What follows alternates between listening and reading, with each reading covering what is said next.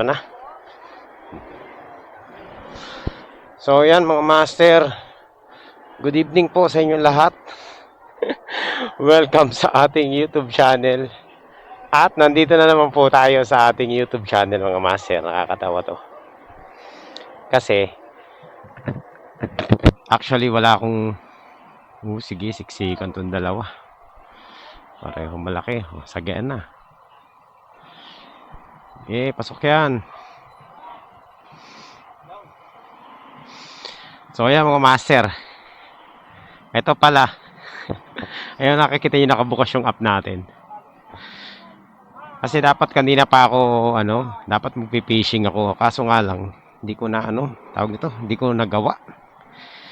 Wala akong magawa sa bahay.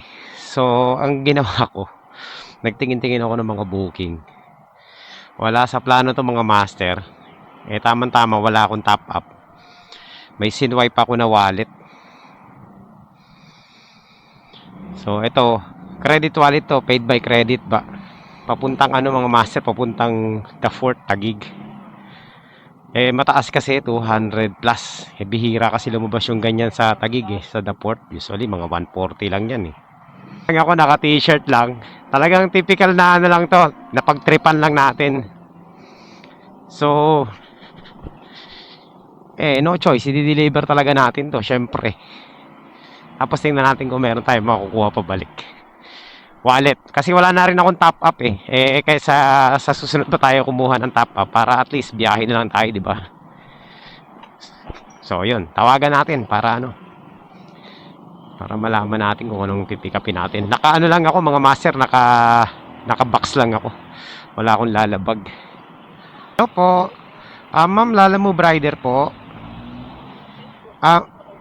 Nandito po ako sa may crossing ng Sapote, sa may papunta na po diyan. Sa ano pong pipikapin diyan, ma'am? Card lang. Sige po, papunta na po ako, ma'am. Okay. Sampo J tayo. So, tirahin na natin to mga master. Nandito na tayo. Lalamove po. Ay, nakapatay pala yung camera ko. Ay, nakabukas pala. Lanstan. Ma'am, sa to? Madison Park West. Sa Taguig, no? Okay. Hanapan kaya natin ang kasabay, no? Papuntang Taguig din. Tingnan natin kung may makukuha tayo. Meron pa dalawa to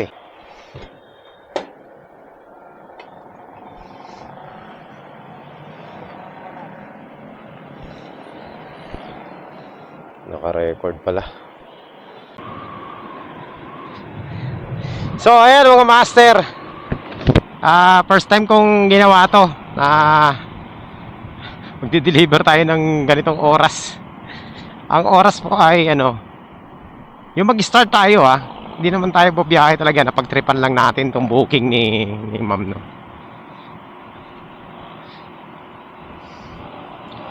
Wala, maganda yung fare So, kinuha ko na. Tsaka malapit lang naman.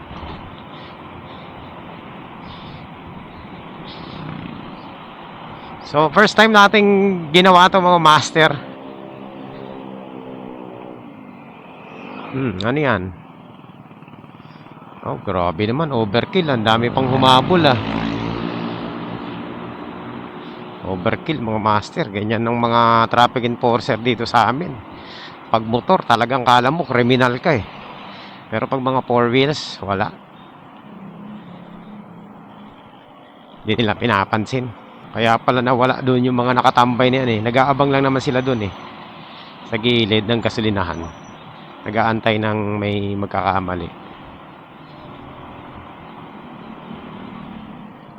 Kung nandun sila nagmamando ng traffic sa gitna, wala magkakamali.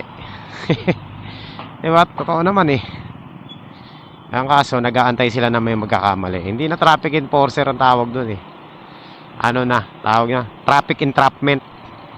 Entrap ng mga nagkakamaling mga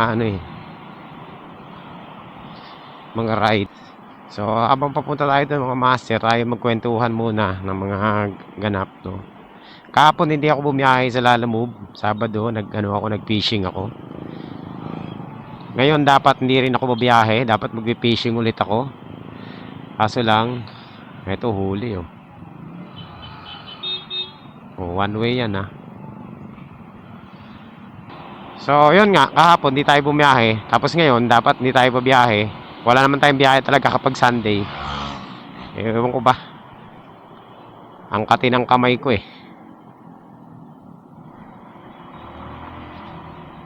Ayan, napabiyahe tuloy tayo. Ano lang to, gagawin natin isang biyahe papunta, tsaka isa pabalik. Puro top up lang mga master. Kung may makukuha tayong top up pa. Ang ganda pa ng ano natin, nung parcel natin, ano lang, card lang. Walang kaano-ano, mga master. Walang kahirap-hirap. Walang kagaan-ga, walang kabigat-bigat. Saglit lang naman to, wala pang 30 minutes, nandun na tayo.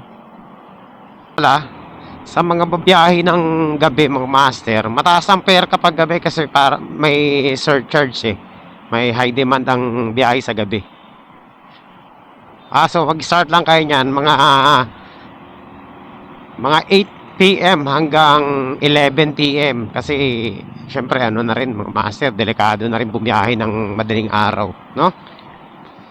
Pero gaya nga ng sabi ko, kung mga business sectors yung pupuntahan nyo, kagaya ng Makati, tapos sa yung maraming negosyo lang, yung kagaya ng sa BGC, okay yun mga master.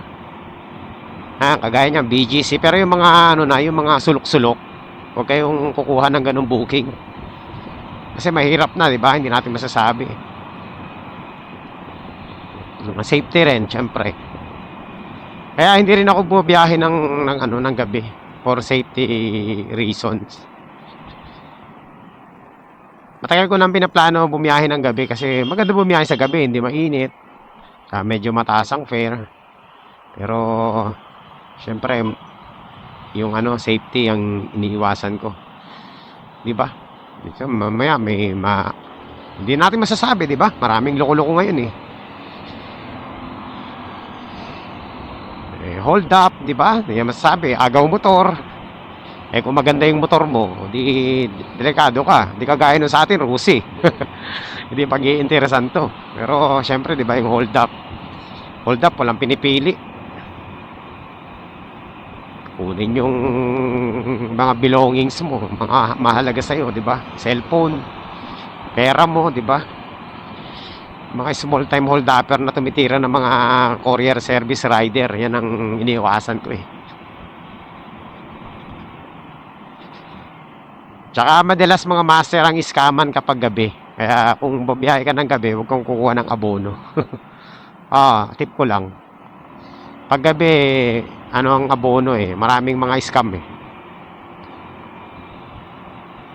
Not unless na kabisado mo yung magpapadala or lagi mo ng regular customer mo na, pwede yun.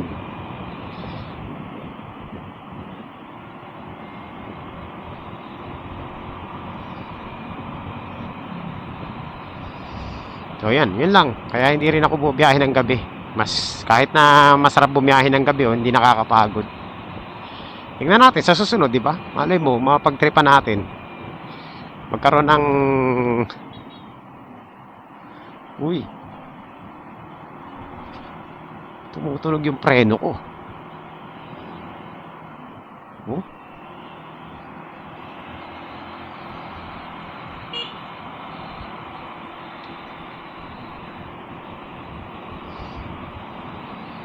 Master. So ayan, after 10 minutes, nandito na tayo sa may West Service Road. At papunta na tayo ng Lawton Avenue, dire-diretso na yan. Tapos the port na. Wala pang 30 minutes nga mga master, nandun na tayo sa drop-off natin. Maluwag naman yung traffic. Master, nandito na po tayo sa BGC. At 1.4 kilometers na lang tayo sa ating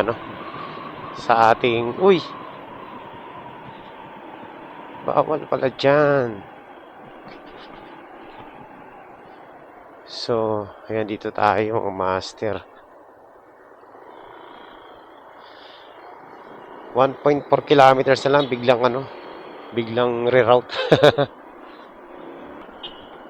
walang hassle kapag gabi ang delivery, no? Kasi malamig eh.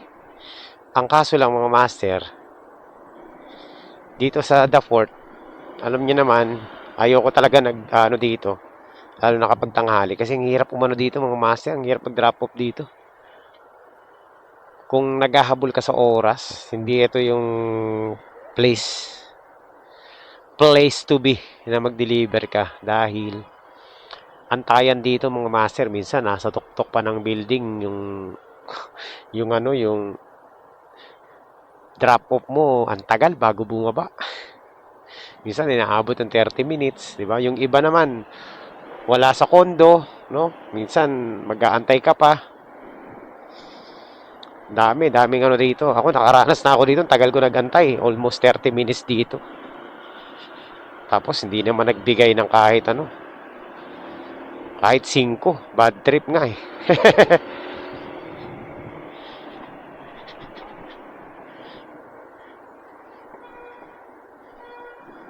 So yun lang ang dito sa The Fort. Tingnan natin kung itong drop off natin na to okay. Uy. Dito yata yun.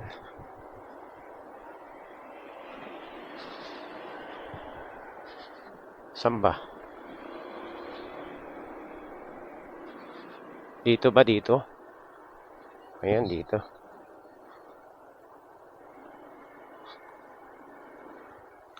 On the right. Ayan, tama. Tawagan na natin mga master.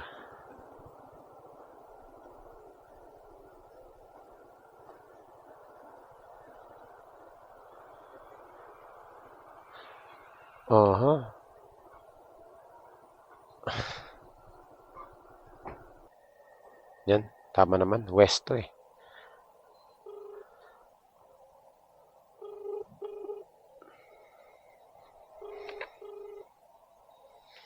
May na sinasabi ko mga master. Ay sumagot. Dito mga master, hirap kontakin yung mga drop off.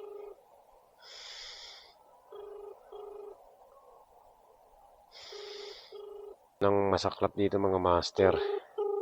804. Chat natin, baka ayaw magpatawag talaga. 05. Matatagalan tayo dito mga master ah. Ayun taas ng building na to. Baka mamaya wala pa dito yung drop off eh. Ito na yung drop off natin.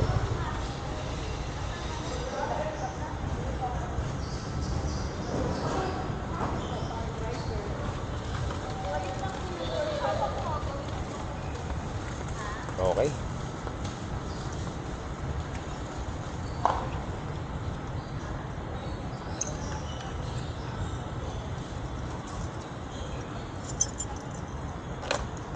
Okay mga master. Successful po. Naiwan na natin dyan sa Tama naman yung natin Puntahan na po hanap po tayo ng booking pabalik mga master. Baka sakali makachamba tayo. Wala tayo babalik eh. Kung meron pa rito, Makati Taguig Ay, Makati Taguig pala to.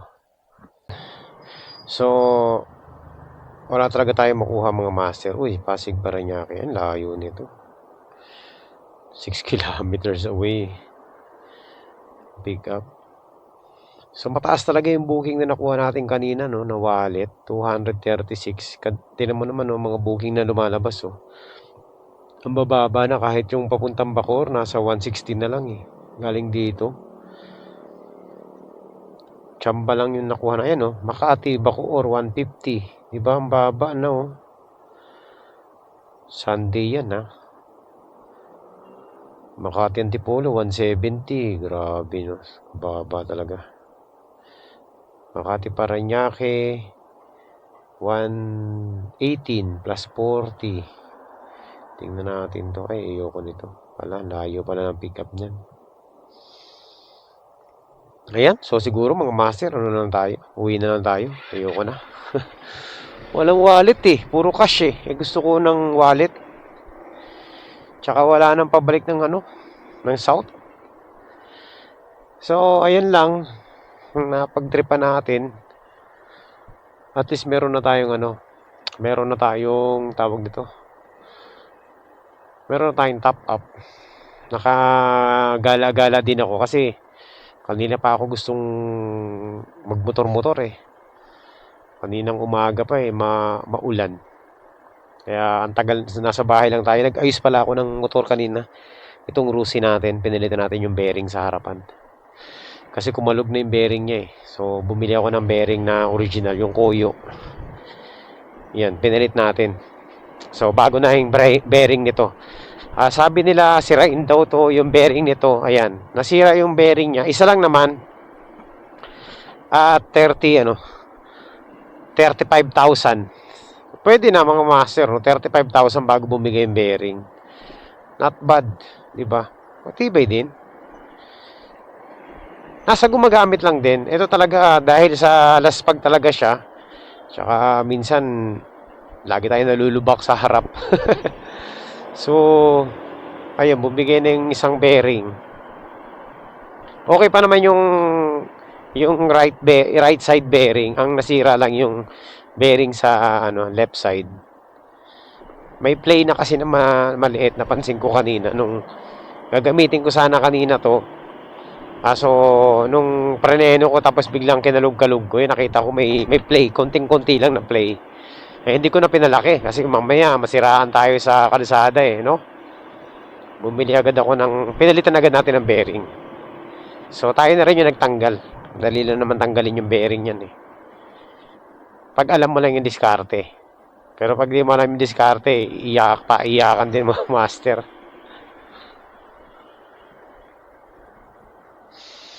So ayan, okay na siya ngayon. So unang natin yan, unang palit ng ng motor, nitong parts ng motor na to. Bearing, tama nga sila bearing ang unang nasisira dito. Talagang inaantabayanan ko yung bearing na yan na bumigay. Yan na. Lagi kong sinisilip kasi yung bearing na yan eh.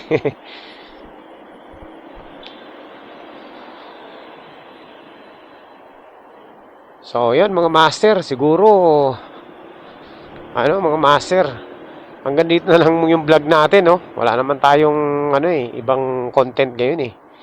Napagtripan lang natin to. So, ayan.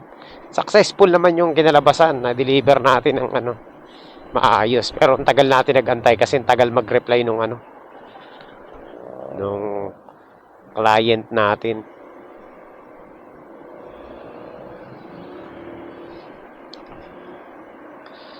Iniwan ko na lang sa lobby.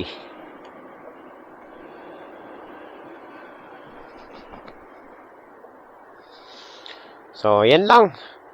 Tayo po ay magkita-kita sa ating regular ride dito sa Lalamove sa susunod na araw.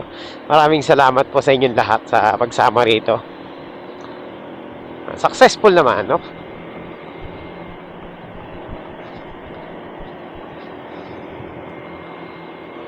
So, pag uwi natin, pahinga na tayo. Nakagala din tayo.